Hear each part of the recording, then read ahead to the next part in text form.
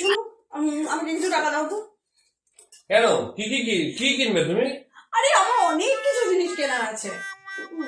যেমন? যেমন বলতেই হবে? হ্যাঁ। যেমন ধরো মানে আমার কিছু কসমেটিক্স অনেকদিন ধরে শেষ হয়ে গেছে, এটা কিনবো কিনবো করছি, সেটা এখনো কেনা হয়নি।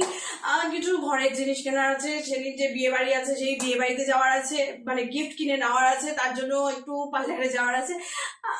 আরো টুকটাক অনেক কিছু আছে। তুমি আচ্ছা দাও এই না 200 টাকা নাও। Thank you. 200 টাকা নাও। তোমার বিউটি পার্লারে যা যা করার করে নেবে, মেকআপ কিট যা যা কেনার কিনে নেবে, বিয়ে বাড়িতে যাবার যা যা জিনিস যদি তোমার যা দরকার লাগে সেটা তুমি কিনে নেবে, ঠিক আছে? এর থেকেও যদি কিছু বেঁচে থাকে তাহলে তুমি কিছু খাবার ভালো মন্দ খেয়ে নেবে, ঠিক আছে? আমি কি বলছি শোনো না, আমি বলছি যে এইগুলো কেনার পর যদি মানে টাকা বেঁচে যায়, তাহলে সেই টাকাটা দিয়ে সেদিনকে যে সোনার জিনিসটা কিনে যাবে, সেই সোনার হারটাও কিনে নেবো।